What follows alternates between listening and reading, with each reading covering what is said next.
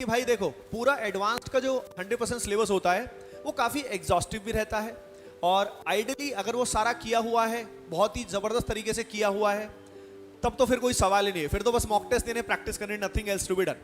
लेकिन जैसे कि मैं जानता हूँ ज़्यादातर स्टूडेंट्स के साथ ऐसा ही होता है कि पूरा सिलेबस नहीं किया हुआ होता, कुछ पार्ट हमारा रहता है वीक, कुछ होता है मॉडरेट लेवल और कुछ होता है स्ट्रॉन्ग। ठीक है, तो मैं ये कहना चाहता हूँ कि आप सभी को इस समय पे फोकस किस पे करना चाहिए? Moderate and strong. यानी एडवांस में एक बार सिलेबस को पकड़िए, प्रिंट आउट निकालिए और पहचानिए कि कितना पर्टिकुलर सिलेबस आपका मॉडरेट लेवल पे है और कितना स्ट्रॉन्ग लेवल पे है, क्योंकि एडवांस का क्वेश्चन उसी से हो पाएगा। आप खुद ही सोचो यार, आसान सा क्वेश्चन, मान लो कोई वीक टॉपिक है आपका, उस वीक का सवाल जेईई मेन में करना मुश्किल हो जाता है, एडवांस में तो और डिफिकल्ट हो जाएगा।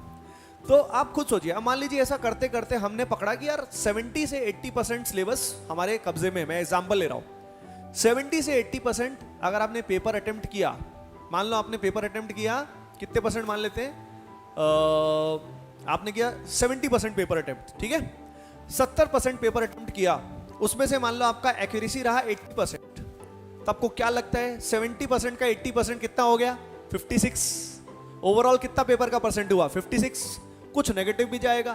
पता है 70% पेपर को सॉल्व करके भी हमारा कितना मार्क्स आ सकता है? हाँ, 50% तक आ सकता है 70% को करके भी। अगर हमने 60% किया, 80% हमारी एक्यूरेसी रही, तो कितना आएगा? 48%। उसमें कुछ नेगेटिव रहेगा तो भी 45 आ सकता है। अगर हमने 55% किया पेपर, लेकिन लगभग हाफ से थोड़ा सा ज्यादा अटेम्प्ट किया, तो भी अगर एक्यूरेसी हमारी अच्छी है तो काम हो जाएगा। तो इसीलिए सेलेक्टिव सिलेबस यानी जितना करें उतना फाड़ू करें, टॉप लेवल पे करें कि उसका सवाल आपसे बन ही जाए। एडवांस्ड के लिए यही खास बात होती है, यानी 60 to 70% पेपर को अटेम्प्ट करके भी अच्छी एक्यूरेसी के साथ we can do really well in JEE advanced.